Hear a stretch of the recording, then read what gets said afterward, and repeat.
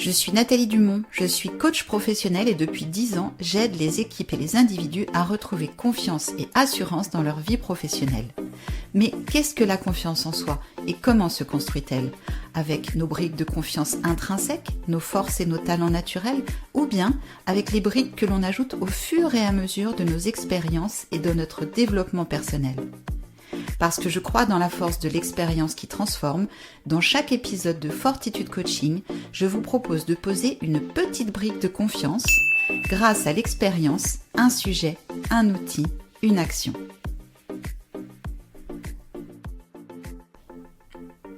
La force mentale a souvent été au cœur de cet été, pendant toute la période des Jeux Olympiques de Paris. La capacité pour les athlètes à se concentrer sur l'objectif, à dépasser ses limites malgré la douleur, malgré la fatigue ou le doute, à se relever après un échec, à garder la tête froide aussi après une victoire, et à oser regarder en face ses forces et ses faiblesses. La force du mental comme la capacité, tout simplement, à garder confiance face à l'épreuve. Alors dans ce nouvel épisode des podcasts de Fortitude Coaching sur la confiance en soi, j'ai souhaité revenir sur la force du mental en tant que ressource pour développer la confiance en soi. Oui, car la force mentale, la capacité à garder confiance, n'est pas réservée aux sportifs de haut niveau. Chacun, chacune, dans son quotidien personnel ou professionnel, peut faire face à des situations dans lesquelles la force mentale est une ressource particulièrement précieuse pour faire face aux épreuves ou aux doutes. Et pour les athlètes, comme pour chacun d'entre nous, le principal ennemi de la force mentale, ce sont les ruminations. Les ruminations, les pensées négatives, les interprétations et toutes les petites voix qui nous polluent lorsque nous sommes face à des situations complexes. Dans l'épisode 9 des petites briques de confiance, je parlais déjà de la force du mental parmi différentes stratégies pour lutter contre les ruminations intempestives. La force du mental pour décider de poser des limites aux ruminations, pour leur interdire de pénétrer dans l'espace mental, pour prendre cet engagement vis-à-vis de soi-même et pour s'y tenir.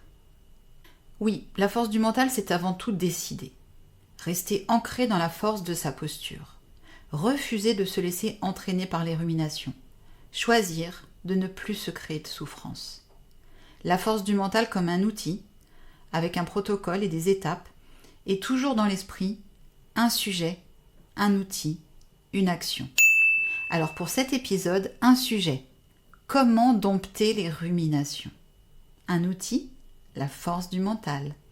Une action, oser essayer.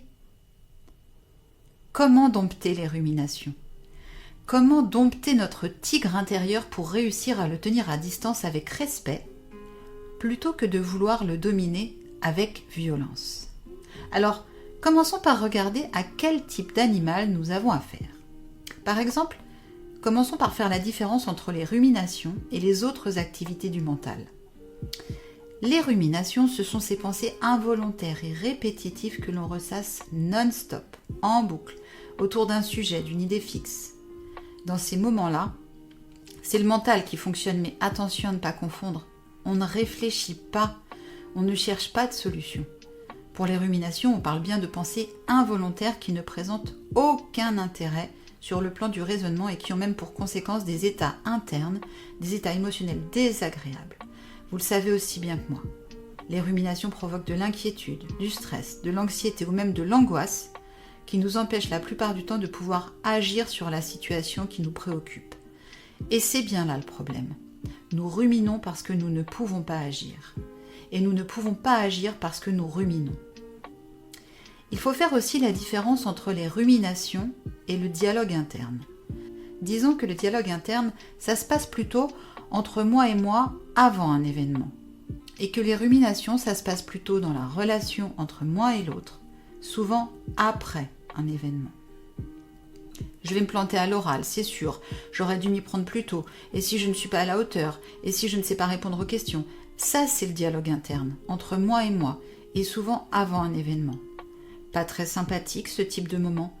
Mais si l'on prend conscience du dialogue interne, si on s'écoute parler, c'est possible et c'est pas si difficile de travailler dessus. Comment ? Peut-être tout simplement en commençant par s'écouter parler et en se répondant à soi-même des choses un peu plus sympathiques justement. Une sorte d'auto-recadrage.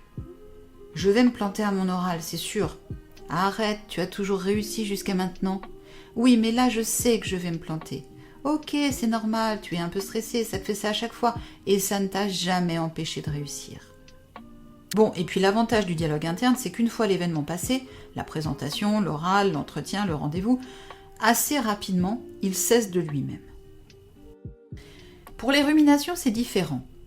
J'aurais dû lui répondre ça, j'aurais pas dû me laisser faire, ça ne m'étonne pas d'elle. Mais il se prend pour qui pour me parler comme ça? J'aurais dû m'y attendre, etc., etc. Les ruminations, ça se passe donc plutôt sur le plan de ma relation à l'autre et souvent suite à une situation violente ou à une situation que l'on perçoit, que l'on ressent comme violente et qui provoque une réaction émotionnelle. Une réaction émotionnelle après une simple remarque ou une simple critique, mais ça peut être aussi après une crise ou une très grave dispute. Et donc, une réaction émotionnelle qui peut être plus ou moins intense, d'une intensité qui peut être modérée, mais qui peut aller jusqu'au choc, ou même jusqu'à une forme de traumatisme. C'est là que les ruminations s'installent, en réaction à ce qui s'est passé. Et je repense à cette scène, encore et encore, à ce qui s'est passé, à ce que l'autre m'a dit, à la façon dont j'ai réagi, à ce que j'aurais aimé faire et que je n'ai pas fait. Et je n'arrive pas à m'enlever ça de la tête. Et ça peut durer quelques minutes, quelques heures, plusieurs jours et parfois même plusieurs semaines. Le problème, ce sont bien sûr les ruminations, mais surtout l'impact de ces ruminations, leurs conséquences. Doute, anxiété, perte de confiance en soi, auto-persuasion, conclusion hâtive, mais aussi des conséquences somatiques ou physiologiques, des difficultés à se concentrer, des problèmes de sommeil, etc. On l'a dit, la durée et l'intensité de ces ruminations peut être assez variable. Alors, pour dompter les ruminations et les empêcher de prendre de plus en plus de place, un outil et une action. L'outil, c'est la force du mental. Et la force du mental, ça se travaille, étape par étape. L'étape numéro 1, c'est prendre conscience. Prendre conscience des ruminations. Observer en conscience que je suis en train de ruminer, ici et maintenant. Et ça rentre dans le magnifique travail sur la conscience de soi. Pourquoi ? Parce qu'observer que je suis en train de ruminer, c'est déjà mettre la pensée à distance. C'est déjà me détacher d'elle. Et surtout, ne pas m'y identifier. Donc étape numéro 1, prendre conscience, observer ses pensées. Et étape numéro 2, accepter. Observer que je suis en train de ruminer, c'est déjà une façon de l'accepter. C'est déjà une façon de ne plus subir. Et ensuite, accepter, c'est prendre le réflexe de mettre en place « j'ai la pensée que », c'est-à-dire remplacer « je pense que » par « j'ai la pensée que ». J'ai la pensée que j'aurais pu réagir autrement. J'ai la pensée que j'aurais pu répondre autre chose. C'est pas la même chose que je suis carrément nulle. Ça implique forcément d'observer sans juger. Et ça permet de ne pas m'identifier à ma pensée, pour l'accepter comme faisant partie de moi, oui, mais pas comme étant moi. Comme on accepterait une émotion ou un comportement qui ne nous plaît pas tellement, mais qui fait partie de soi. Étape numéro 3, décider. Décider de dompter les ruminations. C'est le point de départ de ce podcast. La force du mental, c'est avant tout décider. Décider que ça suffit, que je souhaite reprendre le contrôle sur les ruminations, refuser cette souffrance et revenir dans la force de sa posture. Rester ancré dans la force de sa posture. Et c'est l'étape la plus importante. Donc, étape 1, prendre conscience. Étape 2, accepter. Étape 3, décider. Et étape 4, une action. Oser essayer. Oser repousser les ruminations. Ma proposition pour dompter les ruminations, c'est tout simplement de les repousser, de les tenir à distance. Elles arrivent, je les repousse. Elles reviennent, je continue de les repousser. Je les empêche d'occuper tout mon espace mental. Léon Marchand, sur le départ du 200 mètres, vous pensez vraiment qu'il laisse ses pensées faire ce qu'elles veulent ? Pas vraiment, non. Mais repousser les pensées négatives, ça se travaille. Et ça fonctionne. Ça fonctionne, mais ça se travaille. Repousser les pensées négatives, c'est un véritable travail du mental. Et plus facile à dire qu'à faire, c'est vrai, c'est ce que j'entends souvent. Mais Avez-vous déjà essayé? Avez-vous déjà vraiment essayé? Le dompteur, lorsqu'il entre dans la cage, lorsqu'il se retrouve face au fauve, que pensez-vous qu'il se dit? Je suis pas sûre que ça va marcher, mais j'essaye quand même, on sait jamais. Pas vraiment, non. Il ose essayer parce qu'il y croit vraiment. Parce que c'est dans l'action et nulle part ailleurs que vous pouvez vraiment faire l'expérience du possible. Et donc oui, repousser les pensées négatives, c'est un véritable travail du mental et c'est un apprentissage progressif. On ne va pas demander au tigre, dès la première séance, de sauter dans un cercle de feu. On va y aller étape par étape. Et donc, premièrement, prendre conscience des ruminations. Deuxièmement, les accepter. Troisièmement, décider de les dompter. Quatrièmement, oser repousser les pensées négatives. Apprendre progressivement à les tenir à distance. Là, dans cette tempête de rumination, dans ces moments où je suis en boucle, encore et toujours sur le même sujet, stop. Je repousse les ruminations. Dans un premier temps, ça peut être juste pendant quelques secondes. Pour commencer, on peut essayer par exemple de repousser les ruminations le temps de 3 respirations. Porter sa conscience sur sa respiration et uniquement sur sa respiration, 3 respirations, 0 rumination. Et lorsque l'on est en pleine tempête de rumination, c'est déjà pas mal. Et c'est possible. Et attention, c'est important. Porter sa conscience sur sa respiration et non pas refuser de ruminer. Porter sa conscience, toute sa conscience sur la respiration. Et si, même pendant ces 3 respirations, une pensée revient, il s'agit de l'observer et immédiatement de revenir au souffle. Ce petit exercice ne sera pas une découverte pour les pratiquants de la méditation de pleine conscience, du yoga et de toutes les approches psychocorporelles, car il s'agit complètement de ça. Et puis, progressivement, en fonction de ce qui nous semble accessible et en fonction de ce que l'on connaît de soi, l'idée va être d'allonger ce temps de 3 respirations.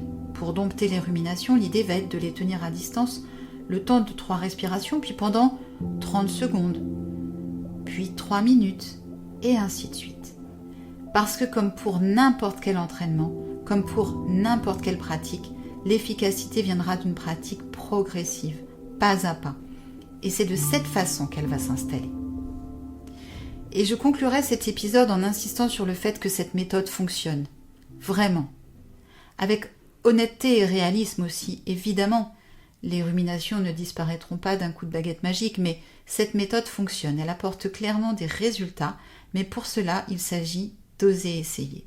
Et avec honnêteté et réalisme encore, que faire si les ruminations persistent ? Si les ruminations persistent et avant de renvoyer cette méthode au service après-vente, quelques hypothèses. Si les ruminations persistent, c'est peut-être qu'après tout, ça ne vous déplaît pas tant que ça de ruminer. Ok. C'est peut-être aussi parce qu'il y a encore besoin de travailler pour ancrer cette méthode, ou alors que vous n'avez pas vraiment essayé. Ok. C'est peut-être que l'intensité de ces ruminations est trop forte, que le choc à l'origine des ruminations a été trop important et nécessite un accompagnement adapté. C'est peut-être que la piste d'un travail sur les émotions conviendrait davantage. Ou bien c'est peut-être que l'envie de tout contrôler est beaucoup trop forte. Et en particulier, que l'on est allé un peu trop vite sur l'étape 2. L'étape 2, c'est accepter. Accepter la présence des ruminations et aussi accepter que cette situation, que cette boucle de rumination soit juste transitoire. Accepter qu'aujourd'hui n'est pas demain, que ce qui se déroule ici et maintenant n'est pas ce qui se passera ensuite. En gardant confiance donc dans le fait que ça ne va pas durer. Accepter les ruminations pour mieux les dompter, c'est aussi rappeler qu'il s'agit pour dompter notre tigre intérieur de le tenir à distance avec respect, plutôt que de vouloir le dominer avec violence, de l'accepter comme une partie de soi plutôt que de vouloir le rejeter pour le contrôler, de le tenir à distance pour qu'il reste à sa place. Il est là, je l'accepte, mais c'est pas lui qui pilote. Les ruminations, elles sont là, je les accepte, mais je ne les laisse pas piloter. Un très très bel exercice de travail sur l'ego, dans la conscience de soi, de ses pensées, de ses ressentis et de ses comportements.